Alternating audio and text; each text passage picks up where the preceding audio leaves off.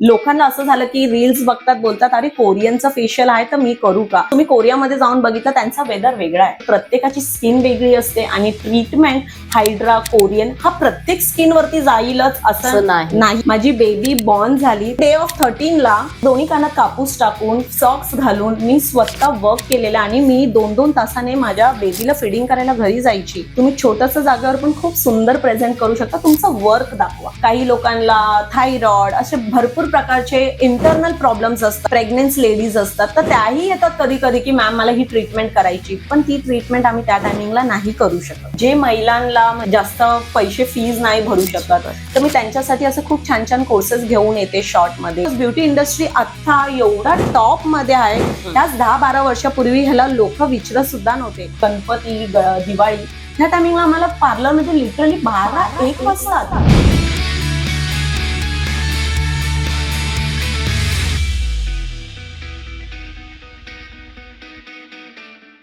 नमस्कार मंडळी, मी भाग्यश्री पुन्हा एकदा स्वागत करते तुमचं स्मार्ट मराठीमध्ये. प्रत्येक स्त्रीला सुंदर दिसायचं असतं, पण सुंदर कसं दिसायचं आणि ती तयारी कशी करायची हे प्रत्येकाला माहिती असेलच असं नाही. आणि म्हणूनच एखादा कार्यक्रम असेल किंवा एखादा स्पेशल दिवस असेल तर आपल्याला वाटतं की नाही, आज तर तयारी केली पाहिजे. आणि अशा वेळी आपण जातो ते म्हणजे सलॉन किंवा आपल्या जवळच्या पार्लरमध्ये. तिथे आपल्याला भेटतात ब्युटिशियन. ते नेमकं काय करतात, त्या क्षेत्रात नेमक्या काय ट्रीटमेंट आहेत, सध्याच्या ट्रेंडिंग ट्रीटमेंट कशा हाताळल्या जातात, त्याचे फायदे काय तोटे काय, या सगळ्याबद्दल आज आपण बोलणार आहोत वी गॉर्जियस केअर आणि वी गॉर्जियस सलॉन अँड अकॅडमीच्या डायरेक्टर रम्या रेड्डी मॅम यांच्यासोबत. नमस्कार मॅम, स्वागत आहे तुमचं स्मार्ट मराठीमध्ये. नमस्कार मॅम. मला तर माहिती आहे की तुम्ही नेमकं काय काय करता किंवा तुमचे प्रोडक्ट कसे आहेत, वी गॉर्जियस केअरची सुरुवात वगैरे कशी झाली, पण सोबतच आमच्या प्रेक्षकांना थोडक्यात तुमचा परिचय मिळाला तर खूप छान होईल. ओके.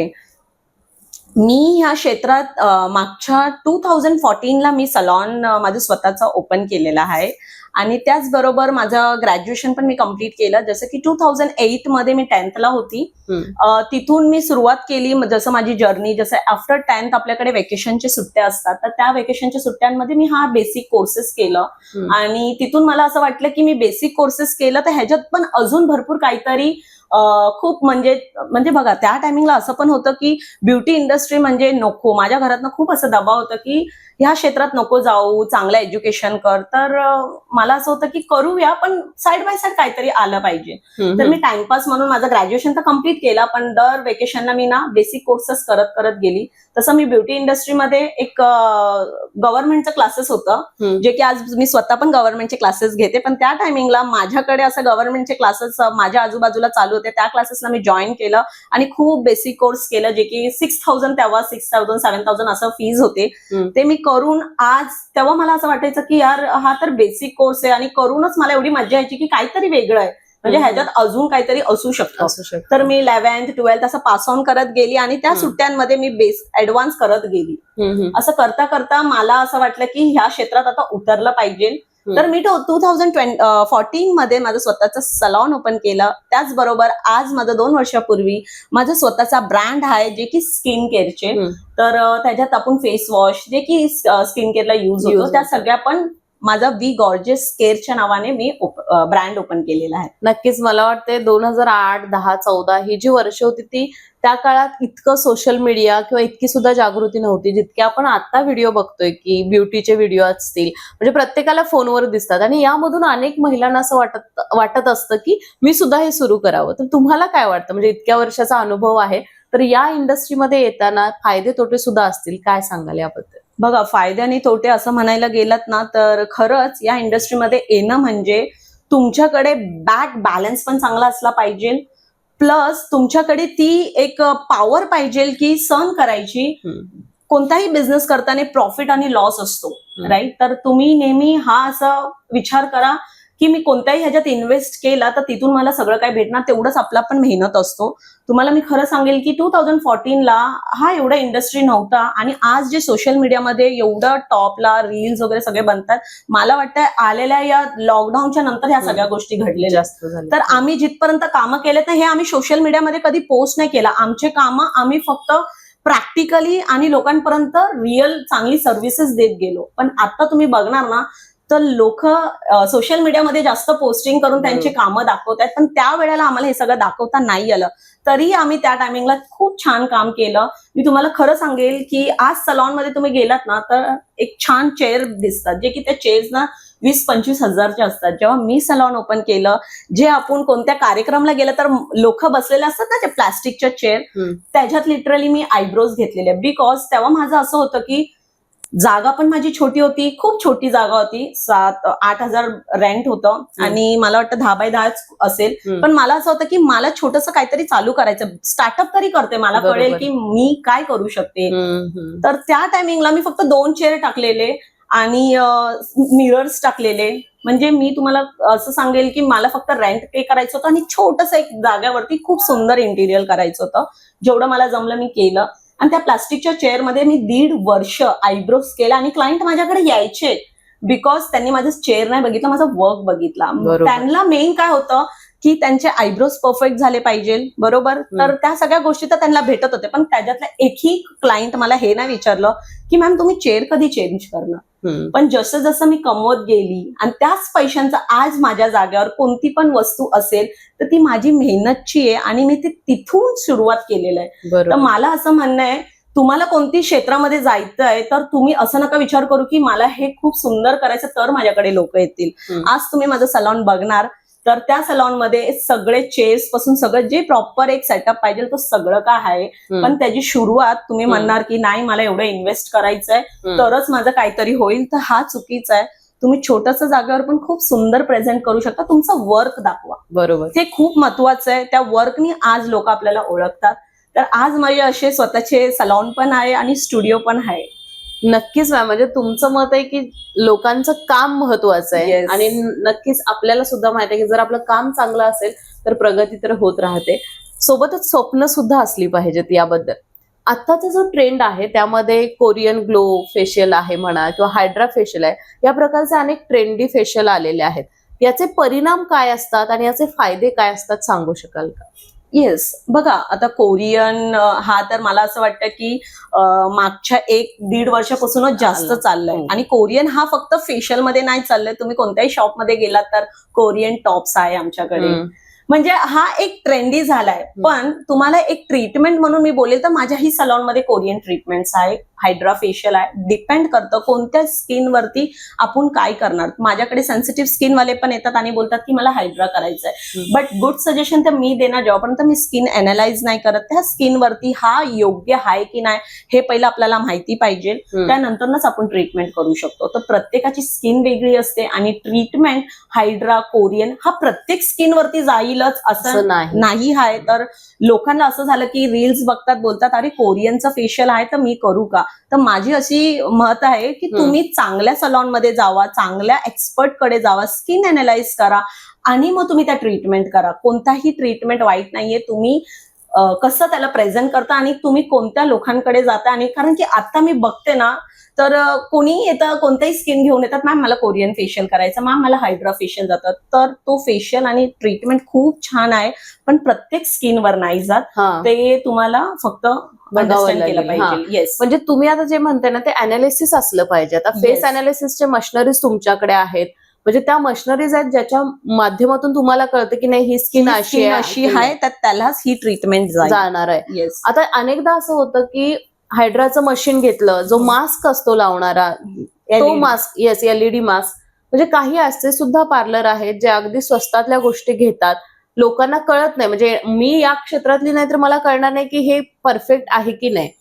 तुम्ही 1000 रुपये दिले, 2000 दिले, हायड्रा फेशियल केलं आणि लोकांची एक समजूत आहे की त्यांना गोरं व्हायचंय. कोरियन म्हणजे काय, तुकतुकीत स्किन हवी, ती गोरी दिसायला पाहिजे. नाही मी नक्कीच बोलेन. बघा आता आपण आहे इंडियामध्ये, कोरियनचे स्किन्स तुम्ही कोरियामध्ये जाऊन बघितलं त्यांचा वेदर वेगळा आहे. त्यांची स्किन तुम्हाला इथे अचीव्ह करायचं असेल तर हे चुकीचं आहे. बिकॉज आपल्या इकडचा वेदर आणि त्यांचा वेदर चेंजेस आहे. आपलं खाणं पिणं वेगळं आहे, त्यांचं खाणं पिणं वेगळं आहे. तर मेक शुअर की तसं स्किन आपण अचीव्ह नाही करू शकत, बट आपण त्याला मेंटेन करू शकतो. त्या मेंटेनन्ससाठीच आपल्याला युज करायचं स्किन केअर प्रोडक्ट्स. बरोबर. आता हे जे तुम्ही सांगितलं ना यामध्ये अनेकदा फसगत होते की महिला देतात पैसे पण येत नाही. पण जसं तुम्ही म्हटलात की खात्रीशीर जागा निवडा पहिल्यांदा जर या ट्रीटमेंट करायच्या असतील तर. यानंतर दुसरी स्टेप येते मॅम की हेअर रिमूव्हलची ट्रीटमेंट असते, लेझर ट्रीटमेंट असते. तुम्ही सुद्धा लेझर ट्रीटमेंट देताय, त्याचं प्रशिक्षण सुद्धा घेतलेलं आहात, तर त्याबद्दल काय सांगाल? जर एखाद्याला हे लेझर ट्रीटमेंटचं ट्रीटमेंट द्यायची असेल तर त्याचं प्रशिक्षण घेणं पहिला गरजेचं आहे का? आणि मशिनरीज आपण घेत असू तर त्या कशा पद्धतीने हाताळल्या पाहिजेत आणि याचा महिलांच्या शरीरावर काही परिणाम होतो का? हा, चांगलं आहे. बट ह्याच्यातनं असं काही परिणाम नाही होत. सेम तेच थिंक आहे. तुम्ही बघा, जसं आता ब्युटी इंडस्ट्रीमध्ये गेल्या आता मी इतका वर्षापासून आहे, तर स्टार्टिंगला लोक वॅक्सिंग करत होते. बरोबर. आजकालच्या जनरेशनच्या पोरींना पेन नको असतं, त्यांना एकदम शॉर्टकट आणि एकदम छान ट्रीटमेंट पाहिजे असतं. त्यांच्यासाठी तर खूप बेस्ट आहे लेझर ट्रीटमेंट. कारण की तुम्ही बघणार तर माझ्याकडे 10 वर्षापूर्वी वॅक्सिंग होतं. आज माझ्याही सलॉनमध्ये मी 2 कॅटेगरीजचे ट्रीटमेंट्स करते. जसं वॅक्सिंग तर करतातच, बट आजकालच्या जनरेशनच्या पोरींना पेन नको असतं, तर त्यांच्यासाठी लेझर ट्रीटमेंट इज बेस्ट. आणि ते कसं आहे, जसं बघा प्रत्येक सेटिंग, म्हणजे मी जिथेही बोलेल तुम्हाला हेच बोलेल की स्किन एक्सपर्ट पाहिजे आणि त्याच्यावरती आपण अनालाइज करतो आणि ते योग्य आहे नाही हे आम्ही स्किन बघूनच सांगतो. काही लोकांना थायरॉइड असे भरपूर प्रकारचे इंटरनल प्रॉब्लेम्स असतात, प्रेग्नेंट लेडीज असतात, तर त्याही येतात कधी कधी की मॅम मला ही ट्रीटमेंट करायची, पण ती ट्रीटमेंट आम्ही त्या टायमिंगला नाही करू शकत. नक्कीच याबद्दल पण मॅम सांगा की अशी जी लेझरची ट्रीटमेंट असते ती शरीराच्या पेशींपर्यंत पोहोचतात लेझर्स. त्यामुळे जसं आता तुम्ही म्हटलात की प्रेग्नेंट लेडीज असेल तर Yes, yes. कुठल्या व्यक्तीने ही केली नाही पाहिजे? कुठल्या म्हणजे तेच मी असं बोलली, जे की इंटरनल ज्यांना काही प्रॉब्लेम असेल तर आम्ही पहिलं त्यांच्याशी कन्सल्टेशन करतो, त्यांची हिस्ट्री घेतो, मग त्याच्यावरती आम्ही डिसाईड करतो की यांनी केलं पाहिजे की नाही. जसं प्रेग्नेंट लेडी झाले, हॉर्मोन्स इनबॅलन्स होतं, मग त्याच्यावरती पहिलं आम्ही त्या बॉडीवरती काय काम करायचं ते पहिलं करणार, त्यानंतरच आम्ही ट्रीटमेंटला त्यांना सजेस्ट करतो. नक्कीच मॅम, जसं तुम्ही बोललात की इंटरनल काय चालतं आपल्या शरीरामध्ये हे माहिती असलं पाहिजे. अशा काही टिप्स आहेत का? म्हणजे आपण पार्लरमध्ये बाहेरून तर आपण बऱ्याचशा गोष्टी करू शकतो, पण ते स्किनच्या वरती आहे. स्किनच्या आतमध्ये जो ग्लो येणार आहे तो सगळा आपण काय खातो पितो त्याच्यावर आहे. तर अशा काही होम रेमेडीज सांगाल का? नक्कीच. मी तर बोलेल तुम्हाला स्किनमध्ये ग्लो पाहिजे या हे सगळ्या गोष्टीसाठी तुम्ही चांगलं हेल्दी फूड खावा. आजकालचे एवढं फास्ट जनरेशन आहे, तर लोकांना सकाळचा नाश्ता सुद्धा खायला घरी वेळ भेटत नाही, ते बाहेर जाऊन खातात. तर मी असं म्हणेल मॉर्निंगला तुम्ही थोडं लवकर उठलात तर थोडं वॉटर इनटेक जास्त घ्या. आता समर वेकेशन येत आहे तर पाणीचं प्रमाण जास्त घ्या, हायड्रेशन राहावा. आणि तुम्हाला उन्हात जाताना मी तर बोलेल मॉर्निंगमध्ये चिया सीडचं वॉटर इनटेक जास्त करा. आणि होम रेमेडीमध्ये तुम्ही जास्त करून खाण्यापिण्यामध्ये लक्ष द्या. आणि तुम्हाला एक ग्लो अँड शाईन पाहिजे तर माझ्याकडे असे भरपूर टिप्स आहेत, तर मी जेवढं बोलेल तेवढं कमी आहे, पण मी एक शॉर्ट मध्ये खूप छान उपाय सांगेल. आजकाल लोकांना ना ओपन पोर्स खूप आहे, स्किन मध्ये ऑइलीनेस, पिंपल्स, ऍक्नी, त्यांच्यासाठी आणि ब्लॅक हेड्स खूप जास्त लोकांना आहे, तर त्यांच्यासाठी मी एक छान रेमेडी सांगेल. घरात एक कोकोनट ऑइल असतो, जे आपल्या प्रत्येकाच्या घरात असतो, ते कोकोनट ऑइल घ्या आणि जे आपण जेवणात मीठ घेतो ती सॉल्ट घ्या, बारीक सॉल्ट, त्या कोकोनट ऑइल मध्ये मिक्स करा. एवढंच टाका, चिमूटभर टाका आणि त्याला चांगलं मिक्स करा. आणि त्याला जिथे पण तुम्हाला प्रॉब्लेम्स आहेत तिकडे लावा आणि जस्ट मसाज करा. बघा तुम्ही लगेच करून आणि त्याला वाईप आउट करा. तुमचा ब्लॅक हेड्स तुम्हाला दिसणारच नाही आणि नोज अँड जिथे पण आहे ना तिथे एक शाईन क्रिएट होईल. हेवी ब्लॅक हेड्स आणि व्हाईट हेड्स असेल तर ही रेमेडी तुम्हाला इन्स्टंट काम करेल. नक्कीच. रम्या मॅमचं स्वतःचं पेज आहे, त्याच्यावर त्या रेमेडीज किंवा बऱ्याचशा गोष्टी शेअर करत असतात. त्यामुळे जर प्रेक्षकांनी तिथे फॉलो केलं तर मला वाटतं अजून टिप्स मिळत राहतील. यानंतर मॅम आपण येऊयात की ब्युटी इंडस्ट्रीमध्ये करिअर करायचं असेल तर अकॅडमिक ट्रेनिंग असलं पाहिजे का? कारण बऱ्याच जणी आवड म्हणून करतात पण त्याच्या मागचं प्रॉपर ट्रेनिंग घेत नाहीत, त्यामुळे पुढे कन्सल्टेशन योग्य होईलच असं नाही. तर यामागे तुम्हाला काय वाटतं? हो, नक्कीच. ह्याच्यावरनं तर मी असं बोलेल, तुम्ही कोणत्या क्षेत्रात जाताना तर त्याचं पूर्णपणे एक ट्रेनिंग घ्या, अभ्यास करा आणि त्यानंतरहून पाऊल उचला. कारण की मी तुम्हाला अशी शॉर्ट मध्ये सांगेल, माझेच कडे शिकलेल्या पोरी खूप आहेत, त्याच्यातनं लोकांनी सलॉन्स पण ओपन केलेत, खूप छान कमवतात. आणि त्याच्यातनं लोक असंही आहेत पोरी काही की ओव्हर एक्साइटेड की हा मी करू शकते, हा कोर्स केला तर मी, माझं मत असं आहे तुम्ही कोणताही एक छोटा कोर्स करता. बघा आता आपण 10th पास झालो त्यानंतर आपण लगेच कोणती कामं करत नाही, आपल्याला 11th 12th पास व्हायला लागतं, म्हणजे स्टेप बाय स्टेप जावं लागतं, आपण डायरेक्टली कोणतं करू शकत नाही.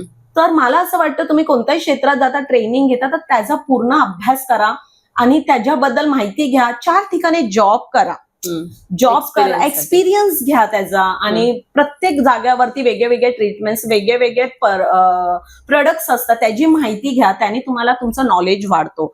तुम्ही ह्या काहीच घेत नाही, 1-6 महिन्याचा कोर्स करता आणि तुम्हाला असं वाटतं की मी बिझनेस ओपन करू शकते, तर खूप काहीतरी फेसेस करावं लागतं. आणि त्या टायमिंगला असंही होतं ना, काही क्लायंट्स असे येतात, आपल्याला काही प्रश्न विचारतात तर त्याचं उत्तर आपल्याला माहिती नसतं. तर मला असं वाटतं की अशा टायमिंगला तुम्ही हे सगळ्या गोष्टी फेस करण्याच्या आधी तुम्ही त्याचं पूर्णपणे शिक्षण घ्या आणि त्याला छान प्रेझेंट करा, जेणेकरून तुमच्याकडे काही क्वेश्चन्स आले तरी. आता माझ्या सलॉनमध्ये मी बेसिक क्लास करून आज माझ्याकडे कोरियन ट्रीटमेंट पासून सगळे ऍडव्हान्स ट्रीटमेंट आहे, बिकॉज मी प्रत्येक वर्षी स्वतःला अपग्रेड करत गेली. जसं बरोबर. मार्केटमध्ये काही न्यू येतं तर त्याला अपग्रेड करणं खूप गरजेचं आहे.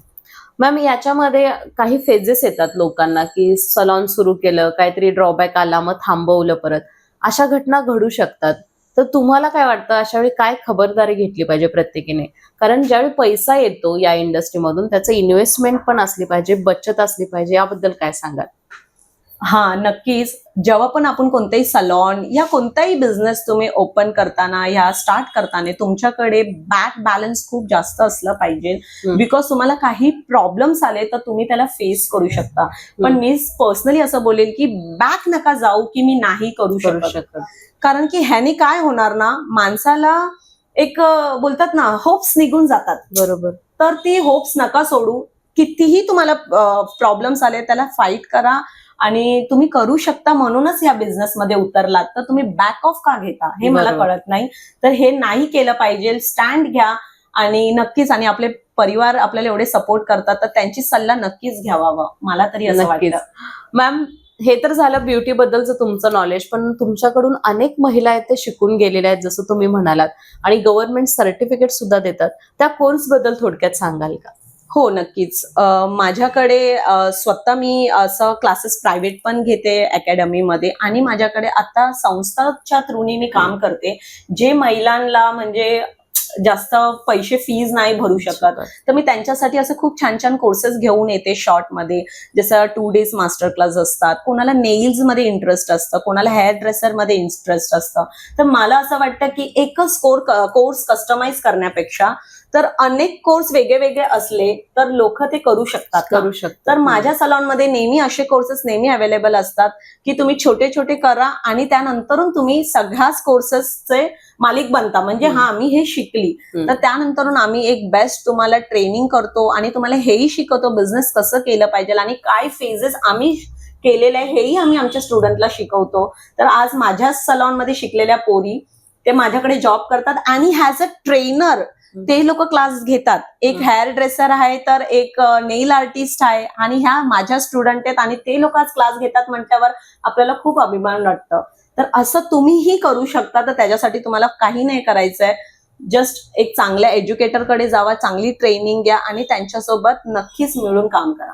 नक्कीच, म्हणजे पर्सनल ट्रेनिंग पण तुम्ही देता. आम्ही बघितलेलं आहे की म्हणजे मॅमच्या सलॉनमध्ये तुम्हाला जर तुम्ही आलात याच्यासाठी सर्टिफिकेट तुम्हाला हवा असेल किंवा कोर्स शिकायचा असेल, जसं तुम्ही म्हणताय की एकत्र सगळं कॉम्बो घेण्यापेक्षा त्याचा फायदा काहीच होत नाही, कारण आपण वरवर शिकवतो. पण प्रत्येक गोष्टीतलं जर तुम्ही डीप नॉलेज घेतलात तर तुम्ही मास्टर नक्कीच होऊ शकता. कारण की कसं असतं ना, काही लोकांचं साडीमध्ये त्यांचं खूप मास्टर असतात, नेल आर्टिस्ट खूप. आता माझ्याकडे मी स्वतः ना एवढे सगळे कोर्सेस केले, पण माझं पर्सनल स्पेशालिटी माझं फेशियल. म्हणजे मला फेशियल करायला खूप आवडतं. माझ्याकडे सीझन मध्ये एवढे क्लायंट्स असतात, तेव्हा ना पोरी मला लिटरली बोलतात की मॅम तुम्ही थकत कसं नाही. मी बॅक टू बॅक बसून फेशियल घेऊ शकते, बिकॉज त्याच्यात मला खूप आवड आहे. तर तुमच्यामध्ये पण जी आवड असेल तर तुम्ही टप्प्याटप्प्याने क्लासेस केल्या तर त्याला तुम्हालाही कळेल ना की मला कशात आवड येते, त्याच्यात तुम्ही एक्सपर्ट बनू शकता.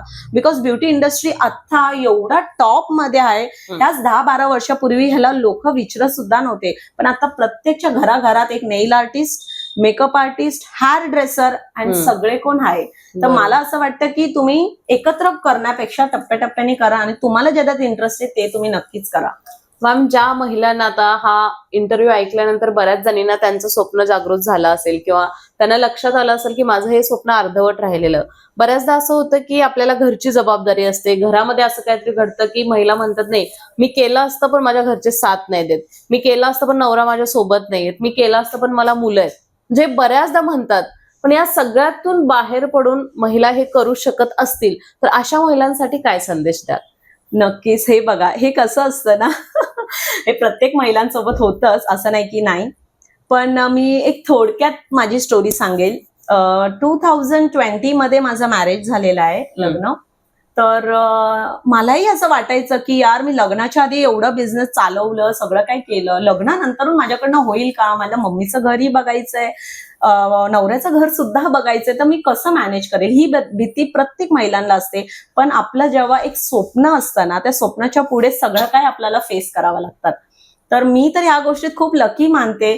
मलाही जी भीती होती त्या भीतीतनं मीही बाहेर पडली, कारण की माझा हजबंडने मला एवढा सपोर्ट केला की मला वेकेशन मध्ये जसं काही सीझन्स असले, गणपती, दिवाळी, ह्या टायमिंगला आम्हाला पार्लरमध्ये लिटरली 12-1 वाजतात.